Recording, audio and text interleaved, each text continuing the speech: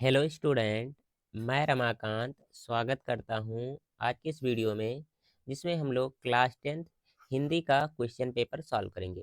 प्यारे बच्चों, इससे पहले मैंने आपको हिंदी के बहुत सारे क्वेश्चन पेपर सॉल्व करवाए हैं। अगर जो आप लोग उतना ही क्वेश्चन पेपर सॉल्व करके जाते हैं तो एग्जाम में आने वाले एक भी क्वेश्चन आपसे नहीं छूटेंगे। साथ ही साथ आपको सोशल साइंस, मैथ, साइंस, बहुत सारे सब्जेक्ट के क्वेश्चन पेपर सॉल्व कराए गए हैं। अगर जो आप लोग वो वीडियो नहीं देखे हैं, देखना चाहते हैं, तो लिंक डिस्क्रिप्शन बॉक्स में मिलेगा, वहां से देख सकते हैं और अपनी तैयारी को एकदम बेहतर बना सकते हैं। तो चलिए आज का ये क्लास स्टार्ट करते हैं हम लोग पहले क्वेश्चन के साथ में और आंसर करते हैं। शुरुआत में आपको निर्देश देखने को मिलेंगे, ठीक है। निर्देश आप लोग एकदम अच्छे तरीके से पढ़ सकते हैं। सभी प्रश्न करना अनिवार्य है। आपका प्रश्न पत्र 2 खंडों में विभक्त होगा, ठीक है। जिसमें आ खंड होगा उसमें 20 बहुविकल्पीय क्वेश्चन देखने को मिलेंगे, जिसका आंसर OMR शीट पे आपको करना होगा। खंड जो बा होगा, ठीक है, उसमें क्या होंगे, वर्णात्मक प्रश्न होंगे। कितने, 50 नंबर का होगा, ठीक है। जितना नंबर का क्वेश्चन है, ठीक है, उसके सम्मुख लिखा होता है, ये भी आप लोग जानते हैं।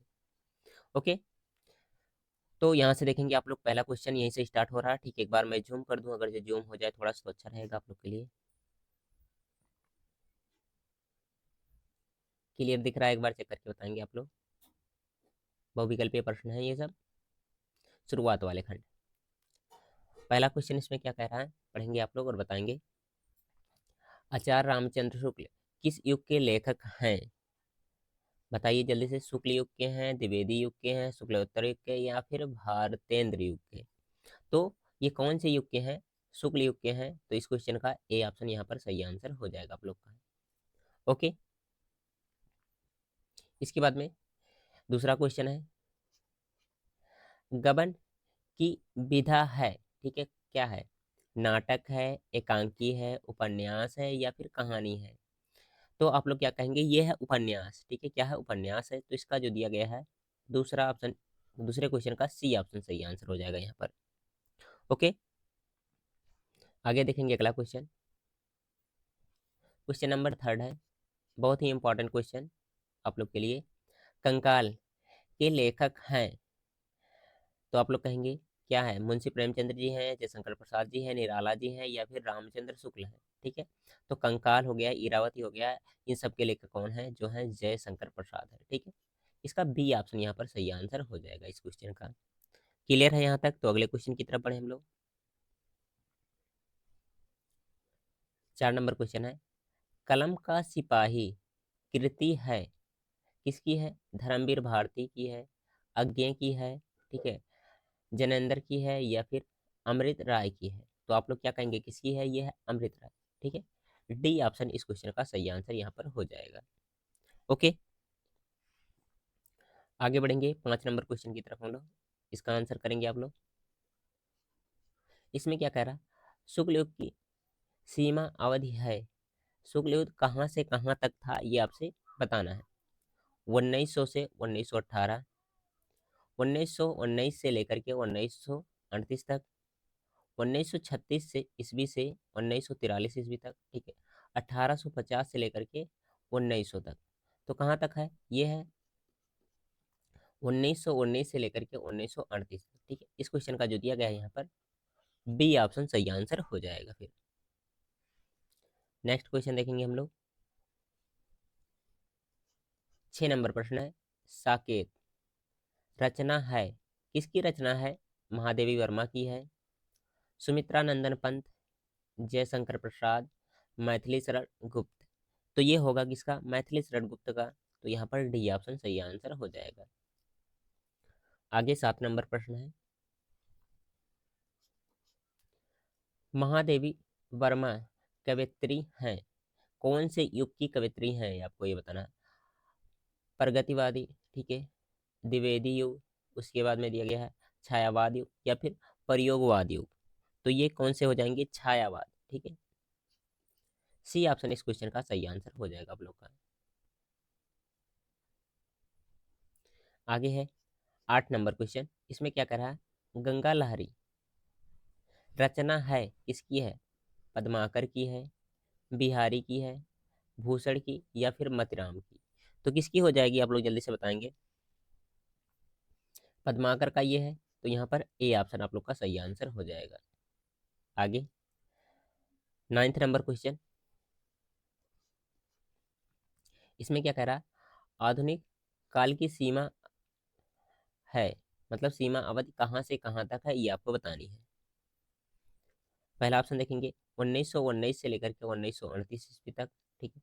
1936 ईस्वी से 1943 ईस्वी तक, उसके बाद 1918 ईस्वी से लेकर 1950 ईस्वी तक, या फिर 1843 ईस्वी से अब तक।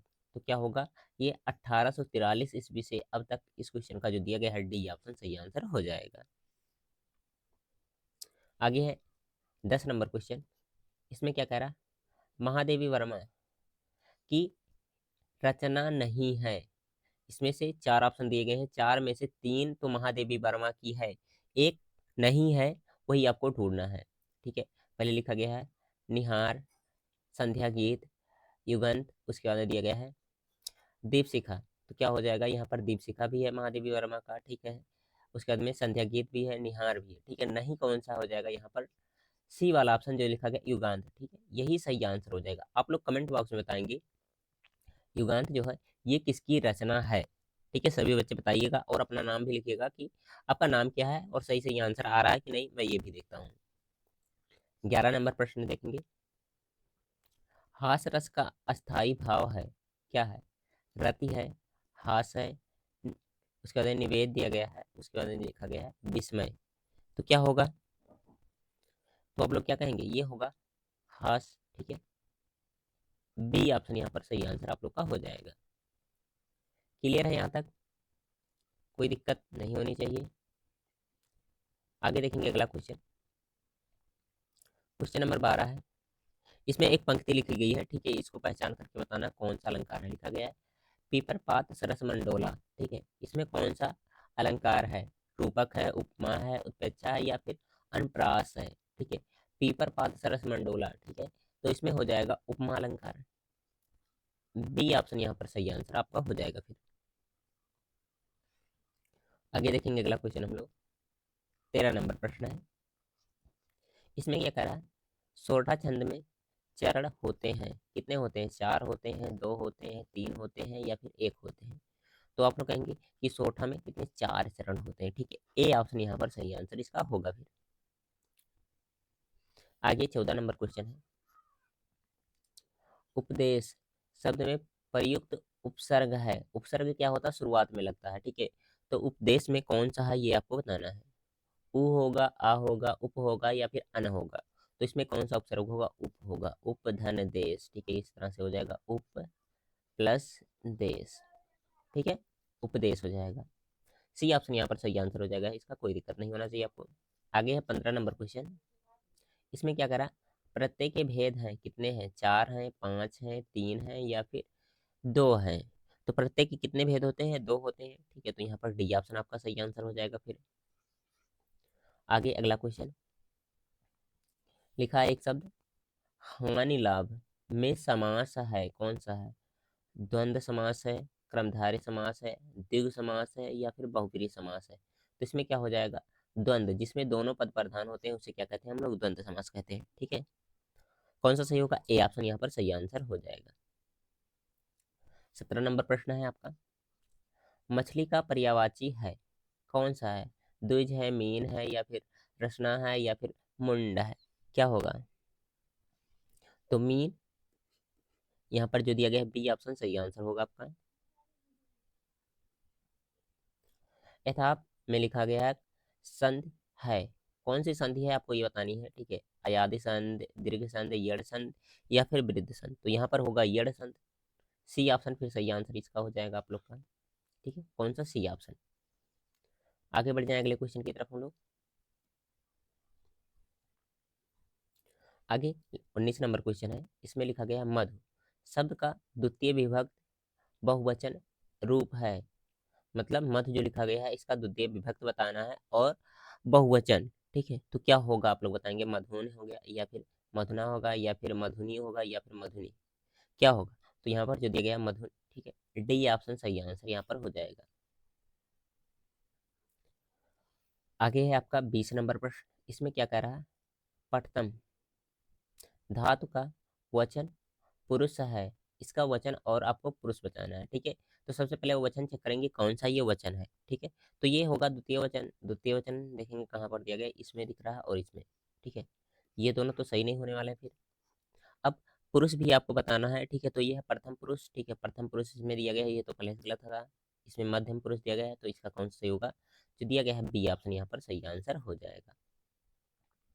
आगे इसके बाद में अब आपके लॉन्ग क्वेश्चन देखने को मिलेंगे, यानी कि वर्णनात्मक प्रश्न। कितने 50 नंबर का पूरा होता है लिखने वाला पेपर, ठीक है। बाकी 20 जो ये है बहुविकल्पीय, इसको क्या करना होगा, आपको OMR शीट पर करना होता है, ठीक है।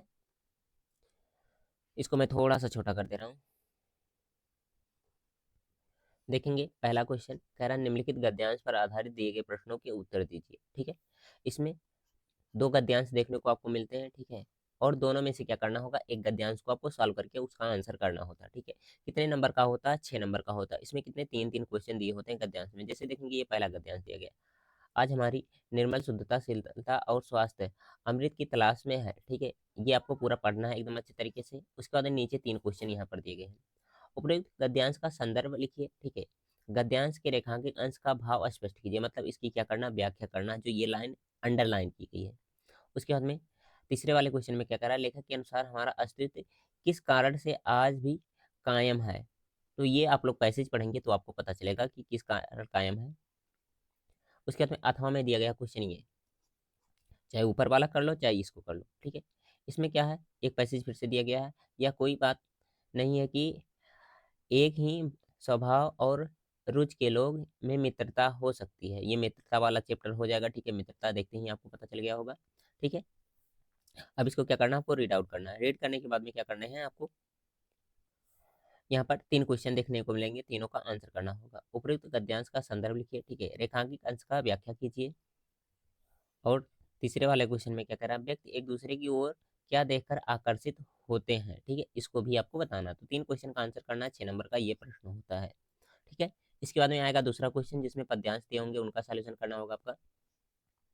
जिसे देखेंगे 2 नंबर क्वेश्चन, ये दिए गए पद्यांश पर आधारित प्रश्नों के उत्तर दीजिए, ठीक है। कितने, 6 नंबर का ये भी होने वाला है आपका, ठीक है।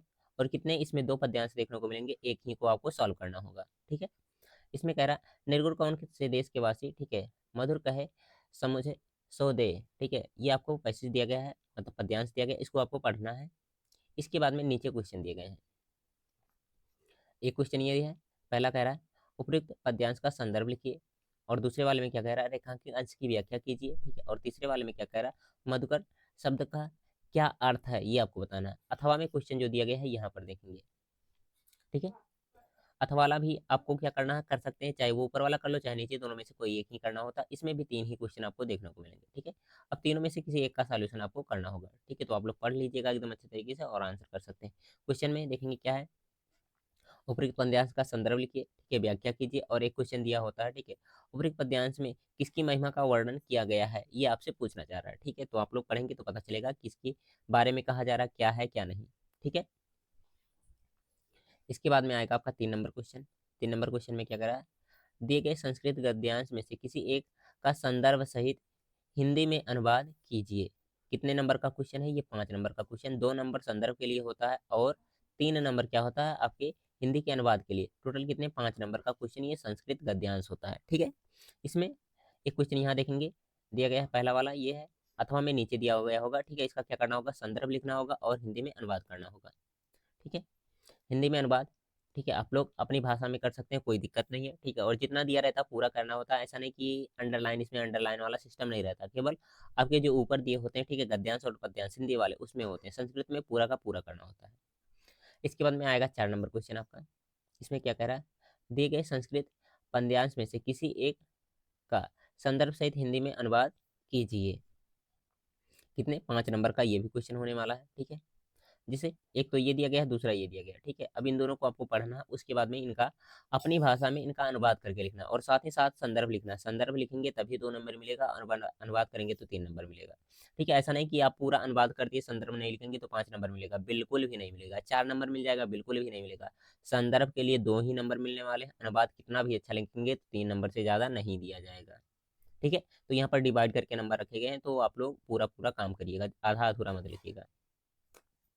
इसके बाद में आ गया खंड काव्य। खंड काव्य 3 नंबर का प्रश्न होता है, ठीक है। जिसमें से क्या कहा है, देखिए, अपने पठित खंड काव्य के आधार पर निम्नलिखित प्रश्नों में से किसी एक का उत्तर दीजिए।